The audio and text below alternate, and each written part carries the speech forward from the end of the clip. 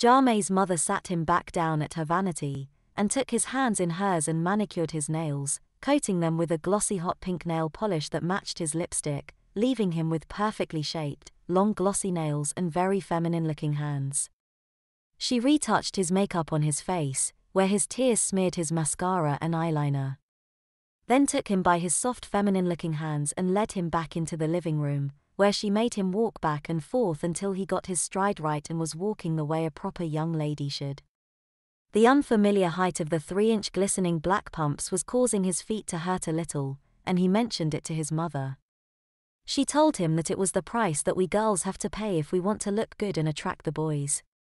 After about 10 minutes more of walking back and forth, his mother finally gave him a break and let him sit down next to her on the sofa, but not without proper instruction, telling him how a young lady wearing such a short skirt should do it, especially when she chooses to wear such a stiff petticoat under such a short dress, unless she really wanted the boys to see the pretty pink lace-trimmed panties that he was wearing. Then she asked him if he was that kind of a girl. He answered her, telling her, "No, mother, I'm not. I'm not even a girl." Mrs. Tompkins turned and looked hard at her son, and told him that from now on he was a girl, and that he was to call her or Aunt Agatha and nothing else. James just nodded his head, and said, "Yes, Aunt Agatha." He would try to remember. At the dinner table, Mrs. Tompkins gave James a couple of purple pills to take, and told him that they were vitamins. He would be taking them 3 times a day until this ordeal was over. They had dinner, although James didn't eat much. Then he slipped on the white ruffled-edge pinafore and was made to clear the table, do the dishes, and sweep up the floor while his mother, sitting at the kitchen table, sipping on a cup of coffee, watched and directed his every move. When James was finished, she told him how nice it was having her pretty young niece staying with her, and to find her so sweet and willing to help out with everything that had to be done around there. James was still wearing his high-heeled pumps, and his feet were in pain. All he wanted to do was to sit and rest a while. But his mother had other plans. Until bedtime, she told him, he was going to learn how to dance like a girl. Then she put on some soft music, and took her son in her arms, and for over an hour she was teaching him how to dance the girl's part in both slow and fast dances. By the time he finally got to his room, he was really tired. His mother had laid a pretty royal blue nylon shorty nightgown set for him to wear to bed.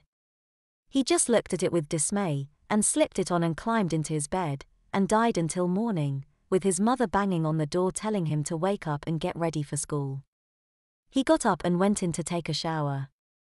By the time he was done and back in his room, his mother had already placed his clothes for school on the bed. She was calling for him to get dressed as fast as he could, and then to come into her room to have his hair and makeup done. James put on his white lace bra and panties, pulled the tan-colored pantyhose up his legs, and pulled the lace-trimmed satin slip over his head. He picked up the blue and white minidress, with the puffy, quarter-length, see-through sleeves, and slipped into it. He slipped his stockinged feet into the pair of patent leather, navy blue skimmers with half-inch heels. James found them very comfortable and easy to walk in. His step was light and airy, and he liked the way they felt and looked on him. He then headed to his mother's room, where he had his makeup put on and his hair styled and blow-dried into almost the same style he had it in last night. She fastened the large white lace bow into his hair, and told him how sweet he looked on his first day of school as a girl. They went downstairs and had breakfast and he took his vitamins. His mother gave him a shoulder bag to carry.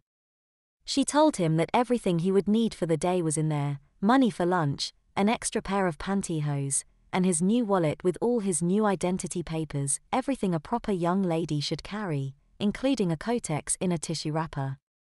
On the chair was a new royal blue wool jacket with large gold buttons. He was going to wear it when they left for school. His mother told him that from now on, she was going to drive him to school, and pick him up when it was over. After school that day they were going to go shopping, and get some more things for him, so that his wardrobe would be complete. While they were on their way to the school, she told him that she thought it would be a good idea if he went and tried out for the cheerleaders.